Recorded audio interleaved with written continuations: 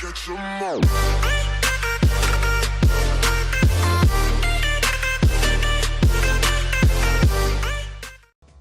What's good? It's your boy Rico, and welcome back to another episode of Pokemon Duel. And what in the world is this?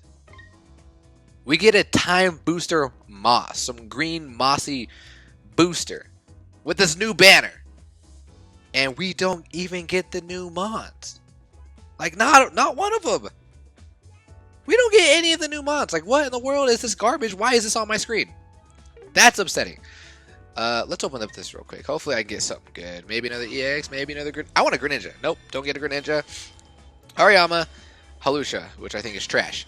Okay, so before we jump into today's video, as you can see from the title, I want to talk about the mons that I've got so far, or the new mons. So let's take a look at the new mons and kind of what I'm thinking about doing. I'm still rocking this deck. It's doing me pretty well. Let's take a look at my new mons. Hey, I got a Emolga. I might be running Emolga in the commentary. Anyway, alright, let's see. And a Grotto too. What new mons did I get? I forgot. I got a couple Poliwhirls, which I'm happy about. Goldeen. Now, Goldeen,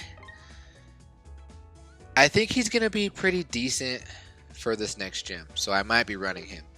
I forgot what Seeking can do. Same thing, and he's got a hot, I don't know about Seeking, but Goldeen might be I might be using him in this next gym.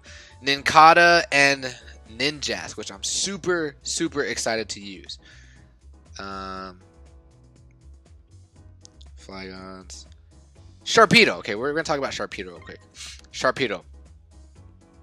His main thing is, with his ability, Prey Scent, if an opponent's Pokemon has a special condition, this Pokemon gains +1. It's going to be pretty good if... Okay, what I came to conclusion is, this banner, like, you have to have the missing pieces in order to make a good deck.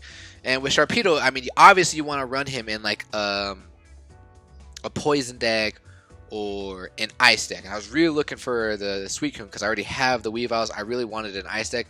He would have been very useful for that, but now I have to look forward to maybe using a Poison deck. But I don't have the Crobats anymore because I lost my account. I have a Weezing, but I mean, I would really utilize. It'd be better if I had two Sharpedos because they could act as runners, or my Crobats, and he would fit perfect in that deck. So let's move on to Ninjask. Ninjask with his Double Edge and Night Slash, which I think is awesome. If he gets knocked out, you just switch it with one of your Pokemon. And his ability, Bullet Speed. This Pokemon can move through Pokemon that have weight.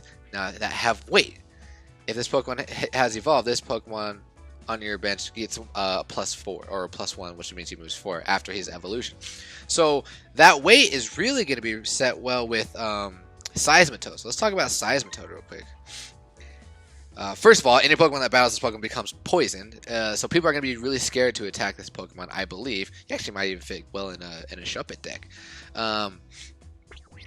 But his Bumpy Vibration, opposing Pokemon adjacent to your Seismitoad, Palpitoad, or Thimpole gain weight.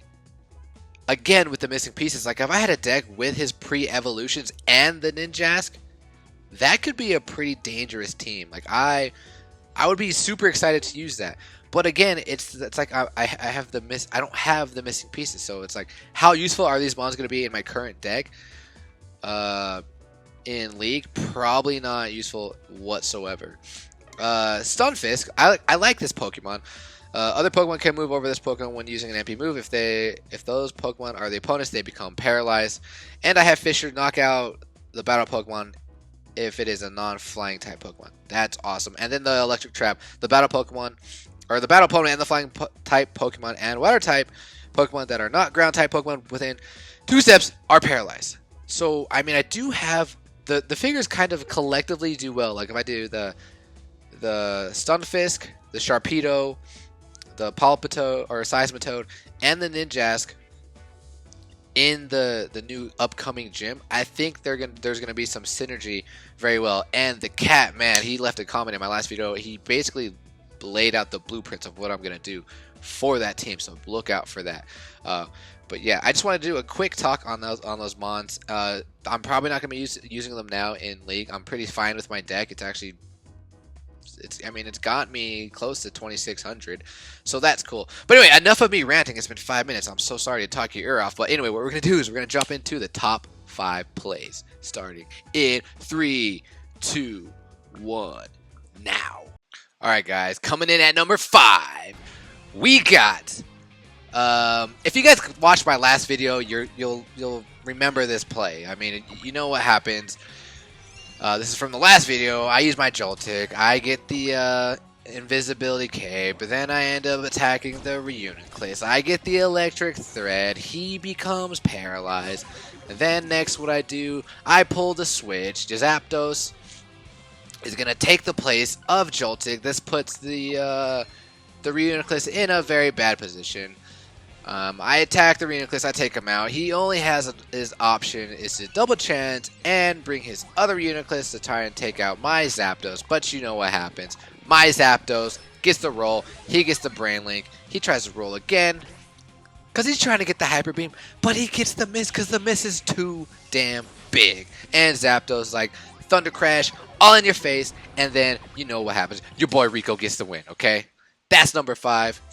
Sorry it was a repeat. But now we can jump in to number 4, Drapion the God, okay? So here, my opponent decides to use a double attack or double chance with his Zweilous, but we both get the tie 2 purples. Now look at this, look at the position of the board. I'm thinking, I need to start making plays. What can I do here to make things out of place? I like everything set down at the bottom. He's got the center lock on lock, and I'm like, all right.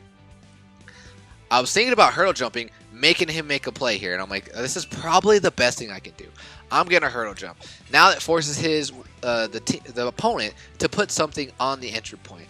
I knew that it had goal block, but I was really hoping that what he would do here is goal block with his Ho-Oh. So he gets the goal block. I'm like, all right, and he brings the Cobalion on, and I'm like, oh.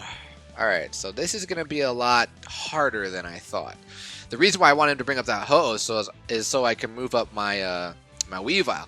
So here I'm like, Drapion's in a very, very bad position. The only shot I have here is taken out as well as, and that's what happens. Because what did I say at the beginning? Drapion is the god. He takes out Zweilous. He's not a god because he took out Zweilous, but he took out Zweilous. I'm like, okay. And then he moved his Ho-Oh, and I'm like, oh. This is good. So instead of being aggressive and moving up my Weavile, if I would have done, he would have trapped with Zapdos and I would have died. So I was like, okay, I have to move and take the entry point. That way I don't get surrounded and survive and roll, which I do. And I'm like, no way. Okay. It takes small things like that to open up the floods. So what I do is I decide to subtly move forward. I don't want to move forward all the way because I didn't want him to think that I was going straight for the entry point. And it kind of works. And he gets that big miss that Zapdos annoyingly gets, and Zapdos is gone, and I'm like, okay, now I'm free to take the entry point, and you guys pretty much already know what it is. It's basically a wrap. I mean, it's not necessarily. He's still in a good position here. If I was my opponent, I probably would have tried to attack with Yveltal. I probably would have tried to attack my Weavile, just because, I mean, it's really, I think it's his best shot. I mean, you either defend or you go down fighting, and he didn't go down fighting. He wanted to try to attack my my Weavile, but you already know what it is. It's top 5 plays. Rico's coming through. Weavile comes through with the Ice Punch. He gets taken out, but now he's frozen. So now this frees up my my Drapion to push towards the goal and make the opponent try to make a play, but he's in the end it's just gonna make Drapion the god, because that's what the title of this clip is called, Drapion the God. So he uses X attack and he uses Riolu, which I think he probably should have. He had a better shot attacking with Ho-Oh. Why he doesn't attack with Ho-Oh, I'm not sure. He attacks Riolu. I get the Venom Whip. Guess what? You're poison. Your boy Drapion, aka Drapion the God, gets the win, and he's jumping on that goal like, what's up? All right, guys and ladies, coming in at number 3, we title this Joltik the Man, okay? So what I do here is I bring on my Noivern, just on the entry point, because you guys already know how I like to set up the invisibility cape. Opponent's unaware, and I'm like, y'all know what it is. See you later. Joltik took out a Zekrom. All right, now based on my opponents, I'm like, okay, what's the next move he's gonna make? I was like, he's probably either gonna try to attack with his Deoxys A, or he's gonna start moving up that Moltres forward. And he starts moving out Moltres forward here. So here, what I decided to do here is I don't take the entry point because I know that Heatran is still in the back. I know that Heatran with his ability will take me down or attack me. So I was like, the best shot is probably to get rid of this Shuppet, and it works. I love that animation. Just sucks the soul out of that Mon. So he sucks the soul out of the Shuppet. And I'm like, okay. Now what does my opponent do? I mean, he's got 2 Mons down, but you know, I tried to look at Wobbuffet's will to see if I can attack with my Joltik, but he attacks with Deoxys A, and you know what it is? It's the top plays. Deoxys A. See you later. He's trying to make me respin. He's trying to make me get that dodge, but it's not gonna happen. I take him out. So now I have an opportunity to get either entry point. And here I'm like, okay, I'm not gonna take the entry point. What I'm gonna do instead of that is I'm gonna advance with my Zapdos.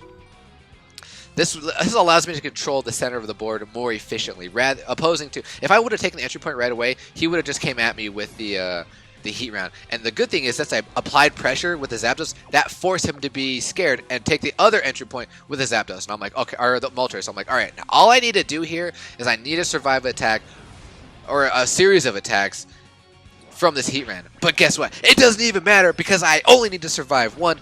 Actually, I don't even survive it. I take him out. That small chance he gets that miss, and Joltik again sucking the soul out of him. So here, what I decided to do next was what I wanted. I didn't want to move up my Moltres. I didn't want to move up my Vibrava, even though Vibrava would have been the logical move. I decided to move up my Shuppet because what I wanted to do with my Shuppet, I was anticipating that he was going to either attack my Zapdos or move the Wobbuffet.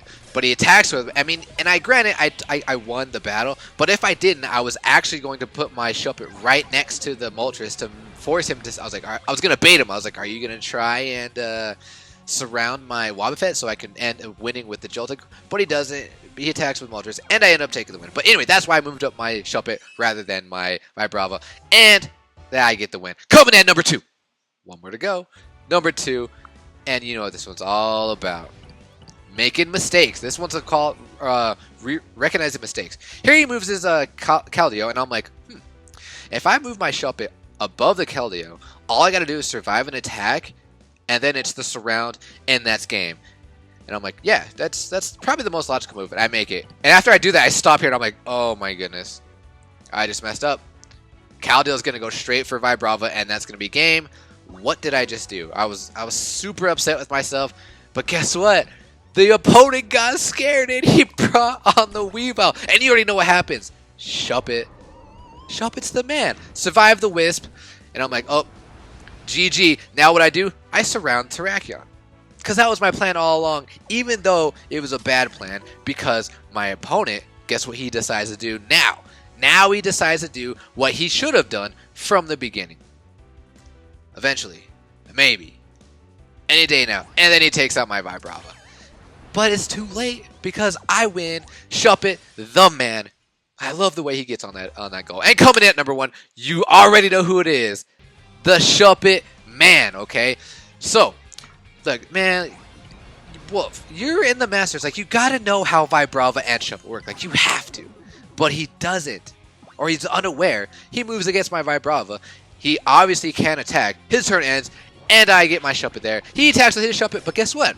I got the Joltik on the board, so I'm +1. I'm like, all right, that's good. What I'm going to do is, since I already have the entry point here, I'm going to take this entry point here because I don't want that Moltres coming on the board. And it's a Deoxys A, which I'm really not too scared of. Deoxys A, he attacks my Shuppet, and you already know what's going to happen. He gets the Dimensional Slip, and I'm like, DOA, you got to go, bro. And he's gone. All right, so now what I want to do here is I want to get rid of this Shuppet. I like where my Vibrava is, so what I want to do is, actually, this was actually a misplay. I actually should have moved up my Vibrava, but I decided double chance to use my Joltik to try and take out the Shuppet.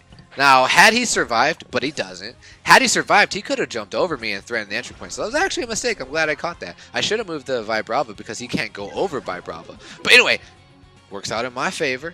And now he's only got his what? His Zekrom left. And I'm like, what are you going to do, bro? What are you going to do? The obvious play is attack my Shuppet, right? But come on, guys. Shuppet, #1, again, with the triple kill. Takes him out. Doesn't really take him out. But he negates his attack. He burns him. And then I get the entry. Or I get the goal. And guess what? That is all she wrote. Yeah. That was my top 5 plays, guys. And ladies. Let me know if you like that. If you like the top 5 plays. I really enjoy making videos like that. Like montage videos or top 5 plays videos. I really enjoy that. Let me know if you like it. I'll make more. And actually, what I want to propose is if any of you guys are able to record your games and you get like some top plays or some cool surrounds or anything like that, and you want to be featured, let me know and submit your clips to me, and I will definitely feature them.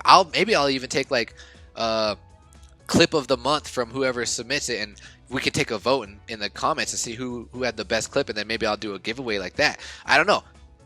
That's just an idea. Let me know what you guys think. Also, I want to talk about this coming Saturday. I will not be streaming this Saturday because I will be out of town just for Saturday and I think Sunday morning. So sorry about that. I promise I will make it up to you. But anyway, guys, this video is getting a little too long. I hope you guys enjoyed that video. Until then, peace.